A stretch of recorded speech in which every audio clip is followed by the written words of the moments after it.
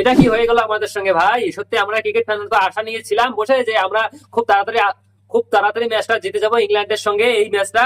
কিন্তু আমাদের টিম ইন্ডিয়ার ব্যাটসম্যান গুলা কি করতেছে, যখন আমরা সবাই ভেবেছিলাম যে ইংল্যান্ড শুধুমাত্র 192 রানের টার্গেটটা এটা আমরা খুব সহজেই করে নিব, ভাই জসপ্রীত বুমরা থেকে শুরু করে মোহাম্মদ সিরাজ, ওয়াশিংটন সুন্দর সবারই বোলিং এর তারিফ করতে হবে।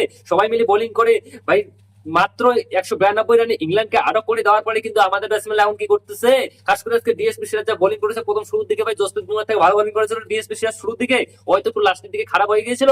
কিন্তু কথা হলো যে এখন ভাই আমরা সবাই ভেবেছিলাম যে না আমরা ম্যাচটা আসানি মানে খুব তাড়াতাড়ি জিততে চলেছি, শুধুমাত্র 192 রান টার্গেট, এটা কোনো টার্গেটই না। কিন্তু আমাদের ব্যাটসম্যানরা কি করতে চলেছে, মাত্র 56 রানের মধ্যে 3টা উইকেট পড়ে গিয়েছে। ভাই যশস্বী জয়সওয়াল গুরু 7 বল খেলে 0 রানে আউট হয়ে গেল যশস্বী জয়সওয়াল। গুরু সত্যি ওই যে একটা সেঞ্চুরি মেরেছে তখন থেকে আর কোনো যশস্বী জয়সওয়ালের কোনো খবর নেই ভাই। এখন চলে আসছি কে রাহুলের কাছে। কে রাহুল এখনো নট আউট রয়েছে, 32 রানে খেলতেছে, 32 রানে খেলছে ভাই। করুন নায়ার গুরু তোমাকে প্রণাম, সত্যি গুরু তুমি জানি না বিসিসি এবং গৌতম গম্ভীর কোন জড়িবুটি খয়েছো, কোন জড়িবুটি, এই জড়িবুটিটা আমার লাগে ভাই সত্যি, যা গুরু বলার কথা না। মানে একটার পর একটা ফলক করুন নায়ার এই যে ম্যাচ গুলো খেলতেছে এখন একটা হাফ সেঞ্চুরি করতে পারে নাই ভাই, না অলরাউন্ডার না আর কিছু, তাকে টিমের মধ্যে জায়গা দেওয়ানো হয় কেন? আমি তো বুঝি না, এত সুন্দর ভালো ভালো প্লেয়ার থাকতো ভাই।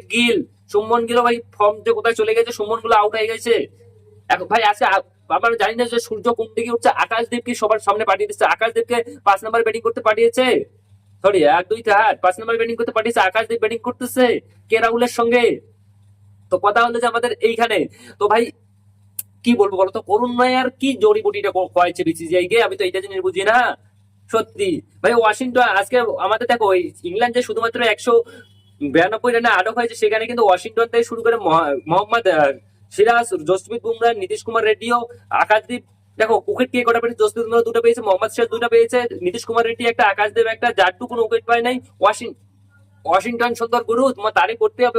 দেখো ওয়াশিংটন সুন্দর যতটা ভালোবাসা পাওয়ার কথা, আমরা যত ধরো উইকেট পেলে মোহাম্মদ সিরাজ বা জসপ্রীত বুমরাকে যতটা ভালোবাসা দেই, কিন্তু ততটা ভালোবাসা পায় না ওয়াশিংটন সুন্দর ব্যাটিং তো ভালো, ব্যাট হাতেও ভালো রান করে, কিন্তু আজকেও দেখো 12 ওভারে শুধুমাত্র 22 রান দিয়ে 4টা উইকেট নিয়ে নেয় ইংল্যান্ডের।